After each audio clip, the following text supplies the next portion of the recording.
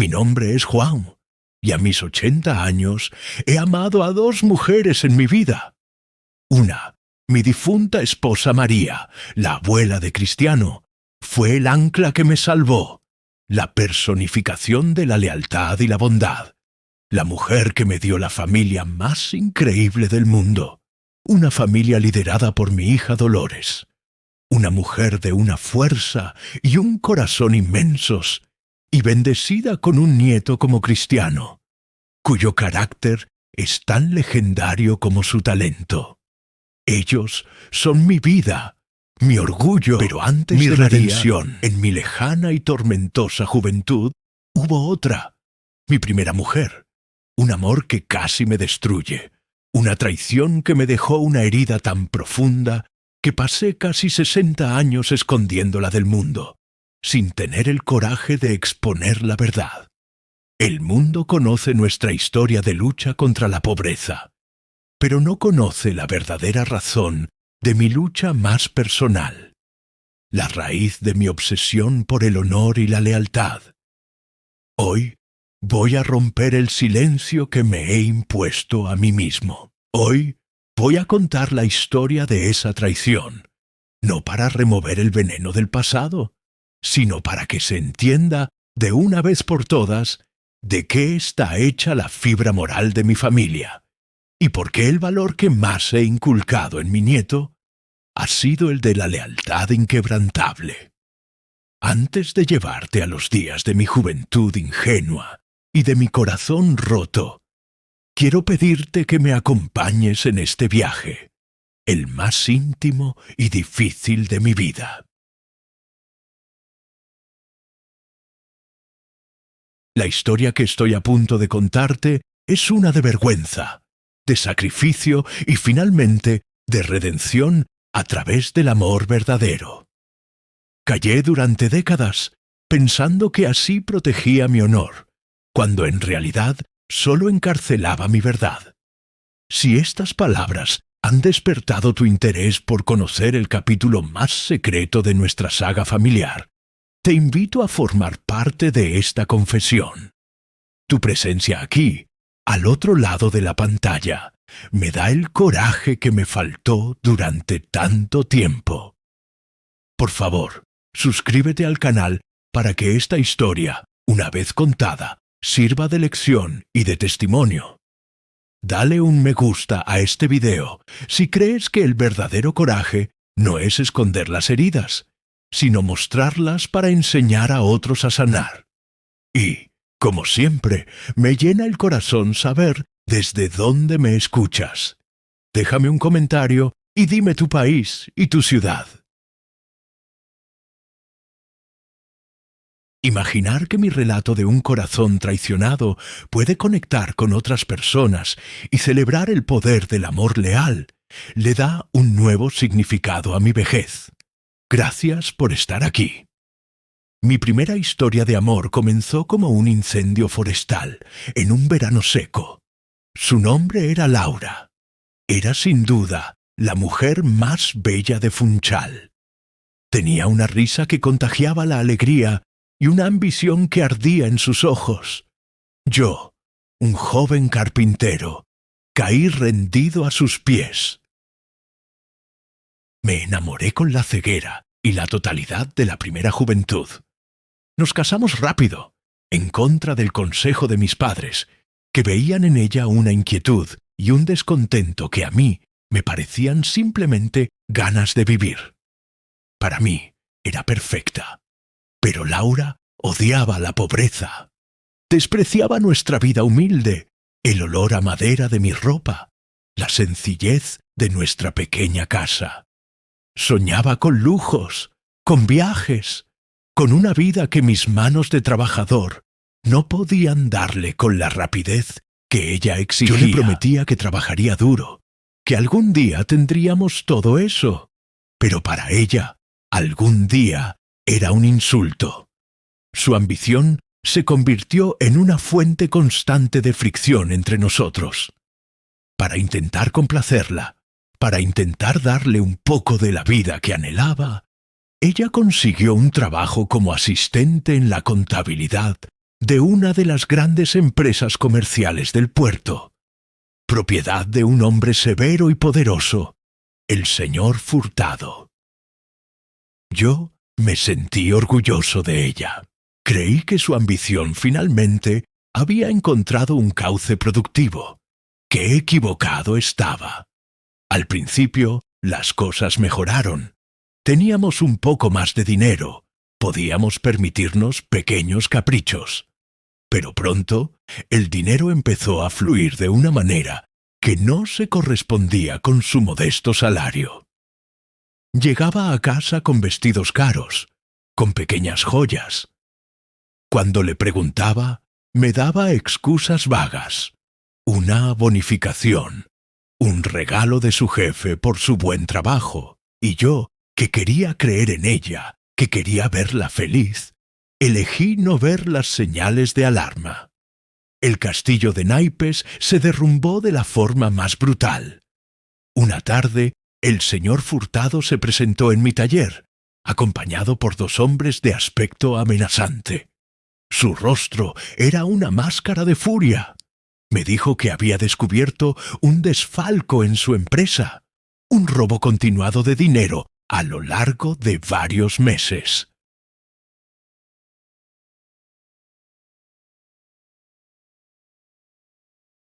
Y que todas las pruebas, todas las firmas falsificadas apuntaban a una sola persona, mi mujer, Laura. Me quedé sin aliento. El mundo se detuvo. Furtado me dijo que ya había hablado con la policía y que vendrían a arrestarla esa misma noche. La pena por un robo de esa magnitud era de varios años de cárcel. La imagen de Laura, mi Laura, en una celda, su nombre arrastrado por el fango de un escándalo público. La idea era insoportable para mí. En ese momento, mi amor por ella, un amor ciego y estúpido, tomó el control. Le supliqué a Furtado. Le rogué que no la denunciara.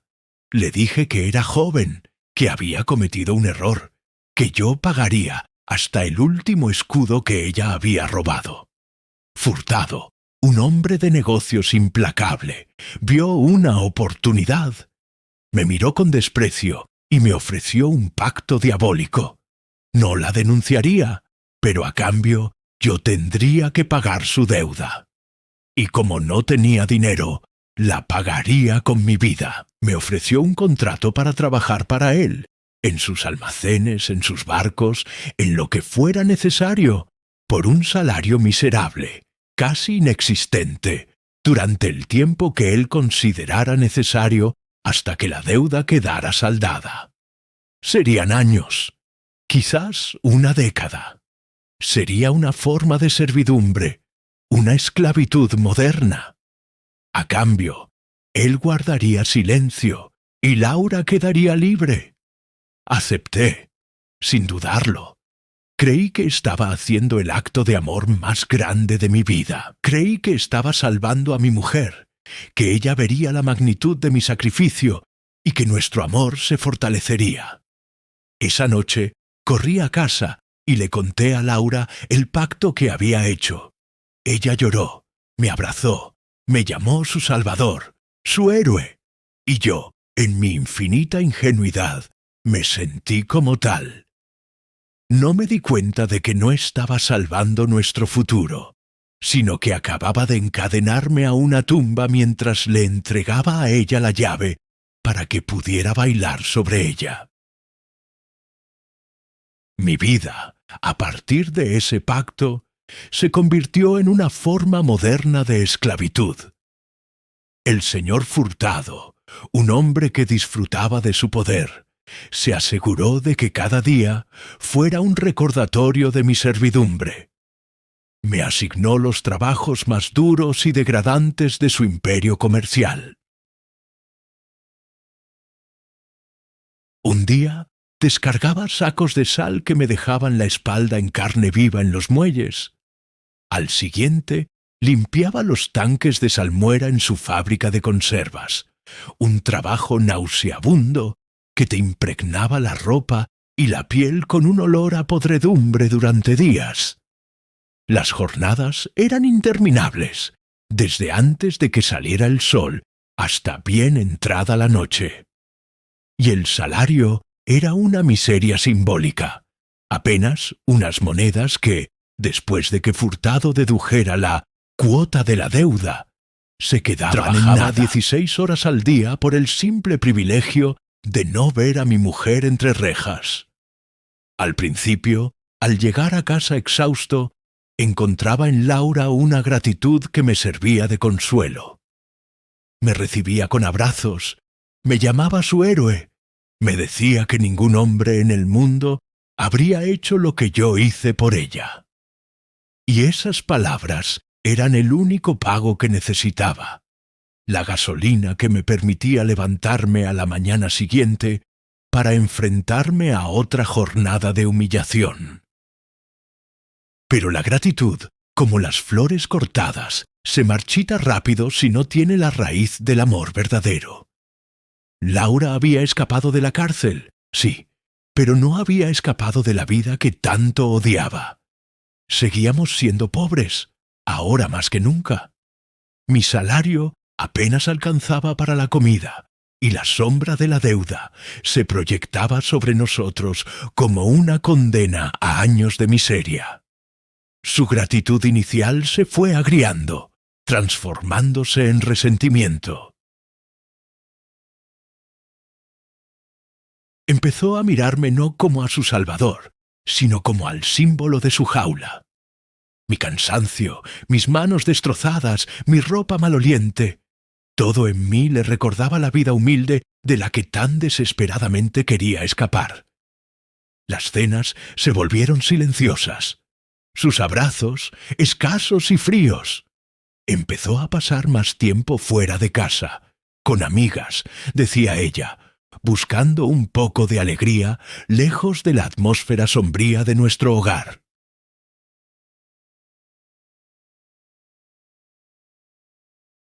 Y yo, en mi agotamiento y en mi ceguera, la dejaba, diciéndome a mí mismo que lo merecía, que yo era el responsable de su infelicidad. El golpe final, la traición definitiva que grabaría la cicatriz en mi alma para siempre, llegó casi un año después de mi pacto con Furtado. Fue una noche de martes. Recuerdo cada detalle con una claridad que me quema. Volví a casa más tarde de lo habitual, tras una jornada especialmente brutal. La casa estaba a oscuras, en silencio. Laura siempre me esperaba. Entré y una sensación de frío me recorrió el cuerpo. Su ropa no estaba. El pequeño joyero que le había regalado vacío. Se había ido. Y sobre la mesa de la cocina había una carta. Mi corazón se detuvo. Sabía, antes de abrirla, que mi vida, por segunda vez, estaba a punto de hacerse añicos. La carta era corta, precisa, y de una crueldad que sólo puede nacer de la ausencia total de un alma. Juan, decía, te estaré siempre agradecida por haberme salvado de la cárcel, pero no puedo pasarme la juventud esperando a que un héroe pague las deudas de un crimen que yo cometí. Soy demasiado joven para vivir esta vida de miseria y sacrificio. He conocido a alguien, un hombre que puede darme el mundo que tú solo podías prometerme. Me voy con él al continente. Te libero de tu promesa de cuidarme. Y tú, por favor, libérame del recuerdo de esta vida. Adiós.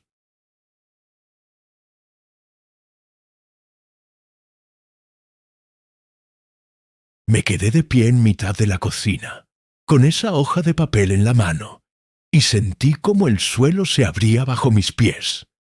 No solo me abandonaba, se burlaba de mi sacrificio. Se iba, libre de deudas, libre de culpas, a vivir una vida de lujos con otro hombre, dejándome a mí solo, encadenado a la servidumbre que había aceptado por ella.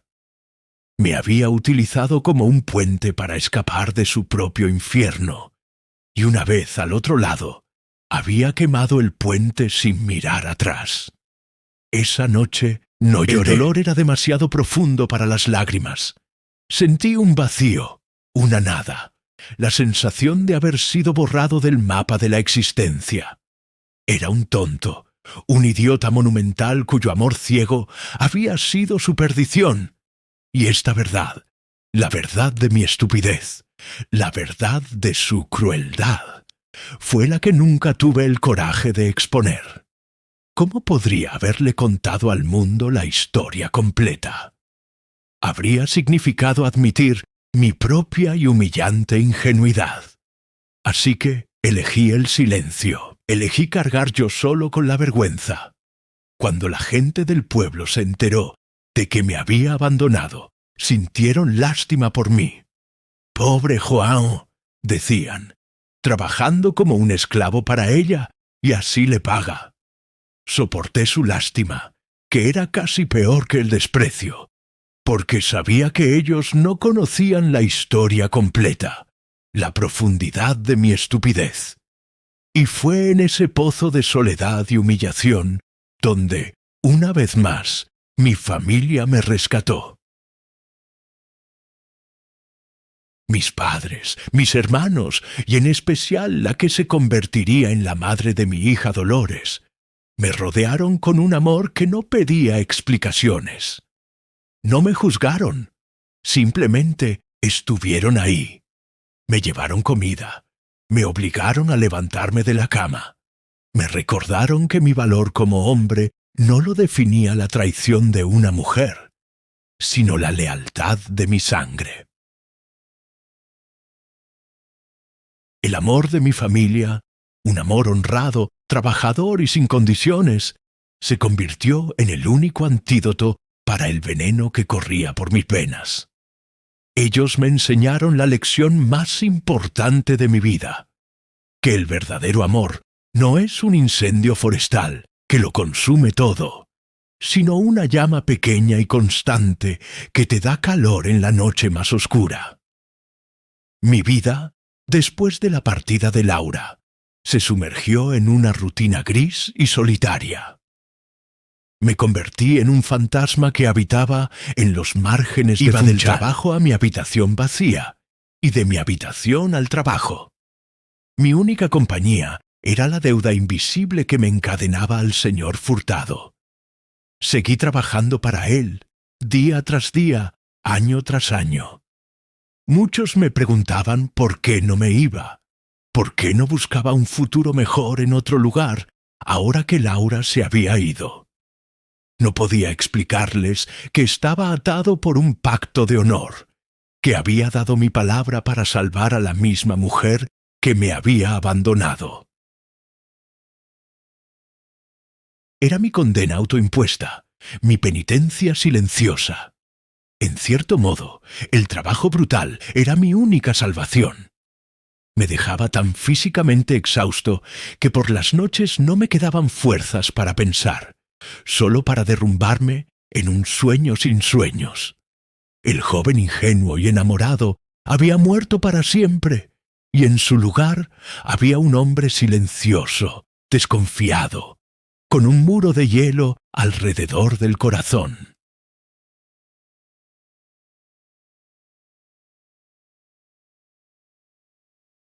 Creía que estaba destinado a vivir y morir así, solo, pagando eternamente por el crimen de otro y por mi propia estupidez.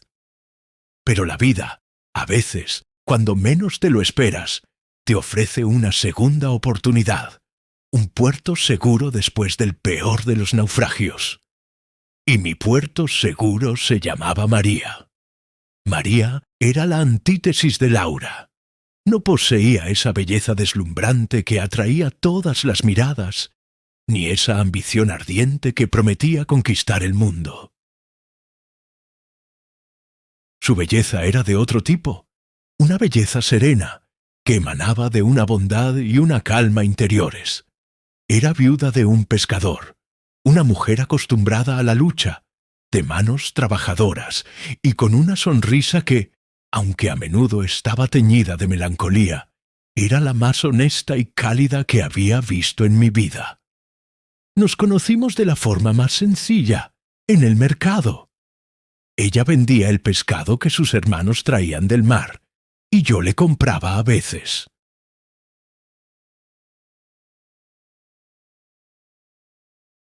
Durante meses, nuestros intercambios fueron de apenas unas pocas palabras. Pero ella tenía una forma de mirarme, no con la lástima que me dedicaba el resto del pueblo, sino con una profunda y silenciosa comprensión. Veía más allá del hombre roto que yo proyectaba al mundo. Veía, creo yo, la cicatriz de mi alma.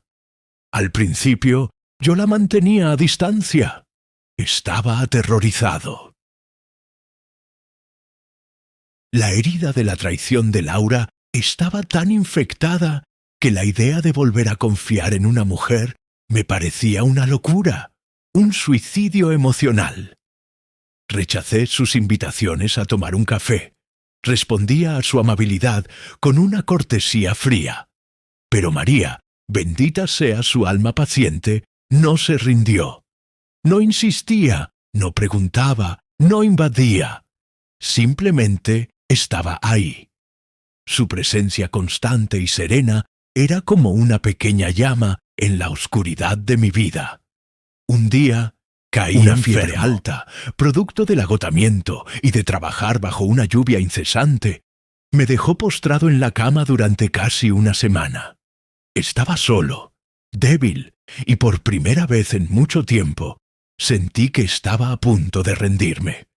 Y entonces llamaron a mi puerta. Era María. Se había enterado por los vecinos de que no me habían visto en el trabajo. Entró en mi humilde habitación y sin decir una palabra se hizo cargo de todo.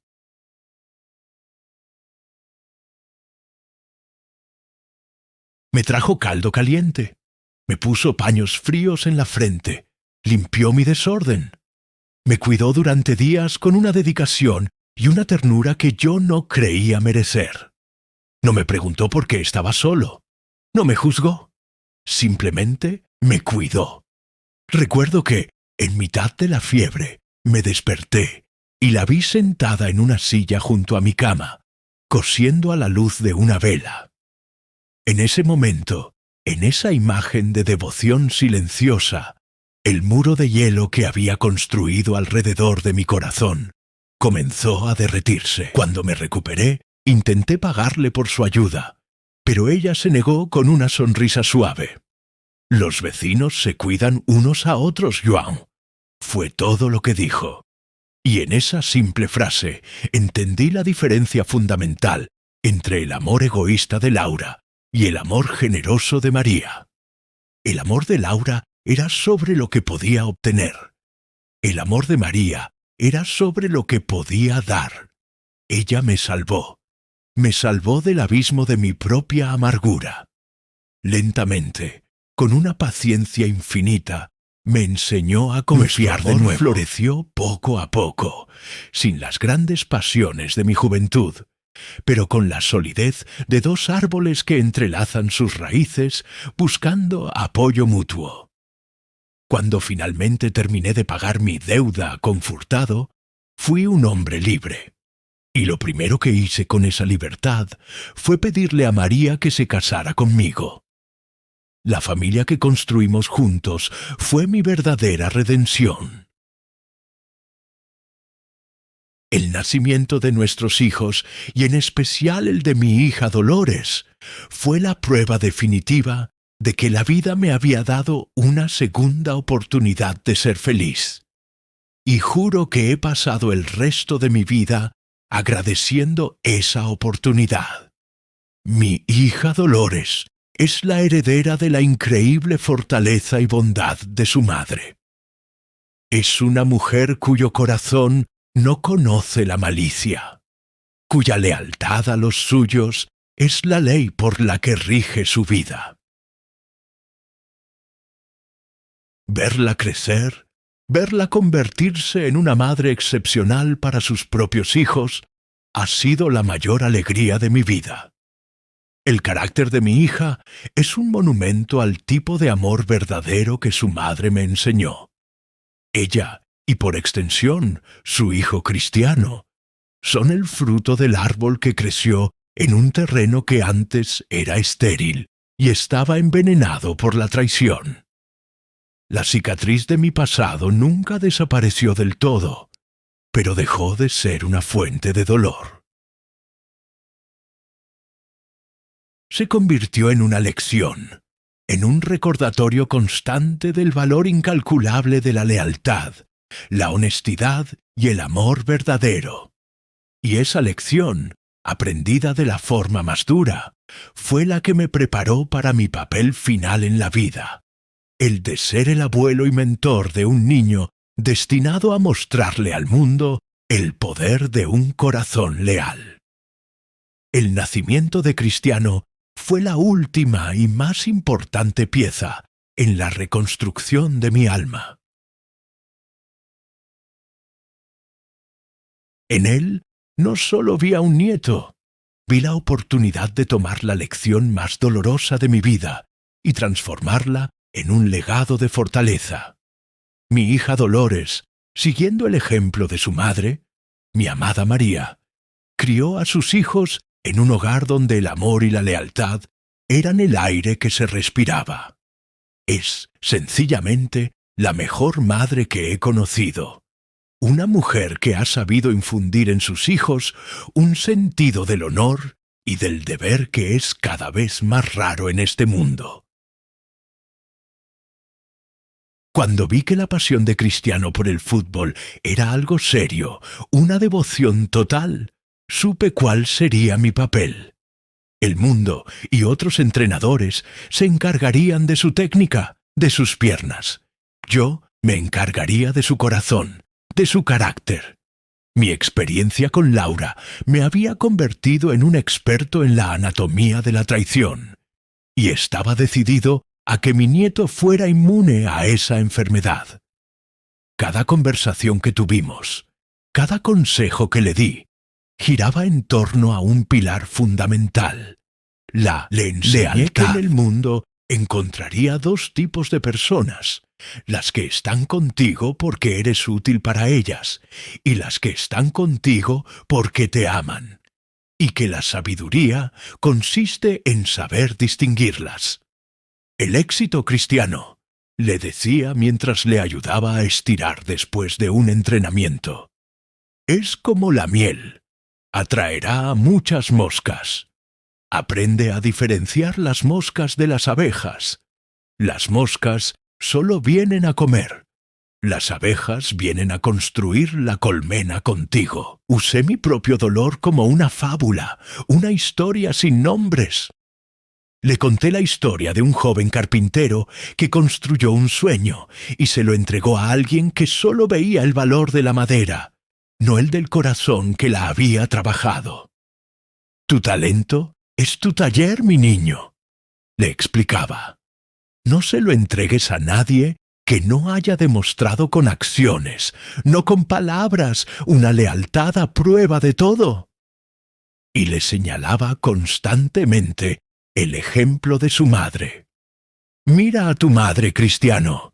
Ella es la definición de la lealtad. En la pobreza, en la dificultad, su amor nunca ha flaqueado. Ese es el único tipo de amor que importa, el que se queda cuando las luces se apagan y la música deja de sonar. Todo lo demás es ruido. Y mi nieto, con esa increíble capacidad que tiene para absorber las verdades fundamentales, no solo escuchaba, sino que observaba y aprendía. Vi con un orgullo indescriptible cómo, desde muy niño, desarrolló un instinto protector casi feroz hacia su madre y sus hermanos. Se convirtió en el pequeño hombre de la casa, no por obligación, sino por un profundo sentido del deber y del amor. Ver la forma en que Cristiano miraba a su madre, con una devoción y una gratitud absolutas, fue la cura final para la cicatriz que Laura me había dejado.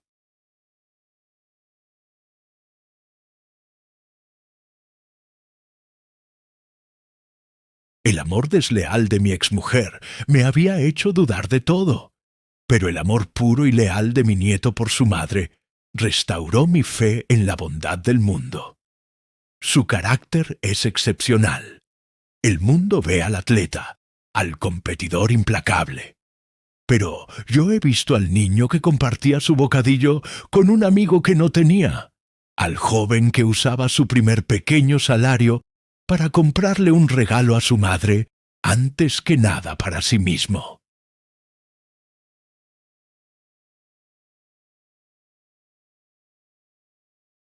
Su corazón, gracias a la crianza de Dolores y al amor de toda nuestra familia, es su mayor tesoro. Cuando su carrera despegó y se fue a Lisboa, mi mayor miedo era cómo ese niño de buen corazón sobreviviría en un mundo lleno de tiburones, de agentes y consejeros que a menudo son los Nunos y las Lauras del mundo del fútbol. Mantuve mi papel de mentor a distancia. Hablábamos a menudo por teléfono, y mis consejos seguían siendo los mismos. Ahora más que nunca, rodéate de tu gente. Tu familia es tu único ejército. Confía en el instinto de tu madre. Ella nunca te fallará. Y una vez más, demostró ser el alumno más sabio. Mientras otros jóvenes futbolistas se perdían en el espejismo de la fama, rodeados de parásitos, Cristiano hizo de su familia su fortaleza. Su madre, sus hermanos, se convirtieron en su círculo íntimo, su consejo de guerra, su refugio. Ha construido un imperio, sí, pero es un imperio familiar, basado en una confianza y una lealtad absolutas. Estoy convencido, es la verdadera razón de su éxito duradero. Su talento le abrió la puerta, pero ha sido su carácter, su armadura de valores familiares, lo que le ha permitido permanecer en la cima durante tanto tiempo, inmune a las traiciones y a las tentaciones que han destruido a tantos otros. La verdad que nunca tuve el coraje de exponer, la verdad de mi propia y humillante traición, se convirtió en la lección más valiosa que tenía para ofrecer. Y esa lección, al ser absorbida y magnificada por el carácter noble de mi nieto, se transformó. Dejó de ser mi historia de vergüenza para convertirse en el prólogo de su historia de honor. Él, con su vida, ha demostrado al mundo el poder de la lealtad. Y para un viejo que aprendió sobre la deslealtad de la forma más dura, no hay una vindicación más dulce ni un orgullo más grande. Y así llego al final de mi confesión.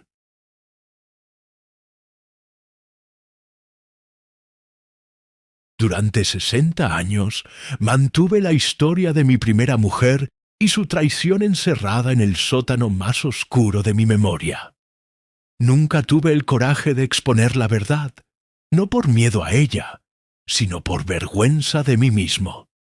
Exponer su crueldad habría significado exponer mi propia e ingenua ceguera, y durante mucho tiempo fue más fácil vivir como un hombre silenciosamente herido que como un tonto públicamente humillado. Pero hoy, ese miedo y esa vergüenza ya no tienen poder sobre mí. ¿Qué ha cambiado? La respuesta está en el legado de amor y de fuerza que mi familia ha construido.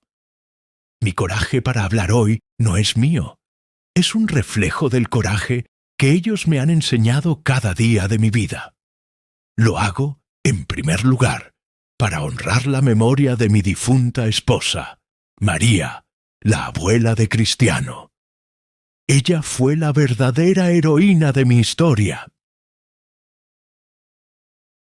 Encontró a un hombre amargado y desconfiado, un hombre que había renunciado al amor, y con su paciencia infinita, su bondad y su lealtad inquebrantable, le enseñó a un corazón roto a latir de nuevo. Ella fue la que me salvó. Me dio una familia maravillosa. Me dio a mi hija Dolores. Y al hacerlo, me dio una segunda vida, una vida infinitamente más rica y verdadera que la que había soñado en mi juventud.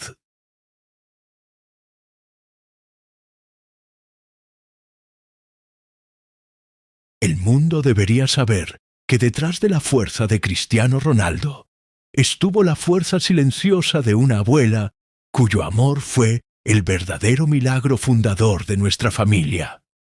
Lo hago también para celebrar a mi hija, Dolores. Ella es la personificación de la lealtad que yo tanto anhelaba. Ha sido una hija, una hermana y sobre todo una madre de una devoción y una fortaleza que me dejan sin aliento.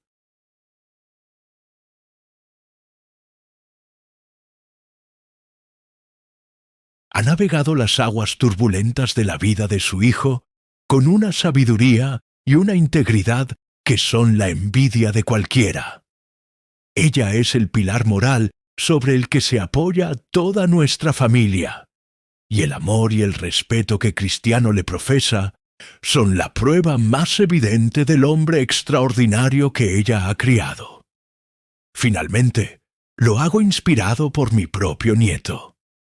Durante años yo le di lecciones de vida a él.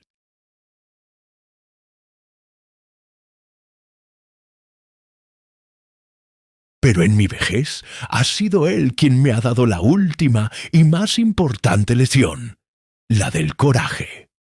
He visto a Cristiano enfrentarse a la presión de todo un planeta, a las críticas, a las mentiras, y nunca, jamás, lo he visto agachar la cabeza o tener miedo de decir su verdad.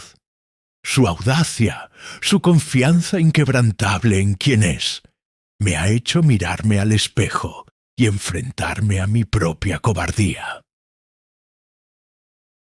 ¿Cómo podía yo, su abuelo, el hombre que le hablaba de carácter y de honor, seguir escondiendo una parte de mi propia historia por vergüenza? Ha sido su ejemplo de valentía el que finalmente me ha dado el coraje para exponer mi verdad, no como una confesión de mi debilidad, sino como un testimonio del poder redentor del amor de mi familia. La traición de mi exmujer fue el evento que casi me destruye, pero hoy veo que, irónicamente, fue el catalizador de todo lo bueno que vino después. Me enseñó a valorar la lealtad por encima de todo, y esa lección se convirtió en la piedra angular de la familia que construí con María, y en el valor fundamental que le transmitimos a Cristiano. Él, con su vida, ha tomado la peor experiencia de la mía y la ha transformado en su mayor virtud. Su lealtad a su madre, a su familia, a sus amigos, es la respuesta definitiva a la deslealtad que yo sufrí. Él ha cerrado el círculo. Ha sanado mi cicatriz más antigua con el bálsamo de su propio y magnífico carácter. Así que mi relato no termina como una tragedia, sino como la más grande de las historias de amor. La historia de cómo el amor verdadero de una familia puede sanar cualquier herida, por profunda que sea, y convertirla en una fuente de fuerza para las generaciones venideras. Ya no tengo secretos. Ya no tengo vergüenza.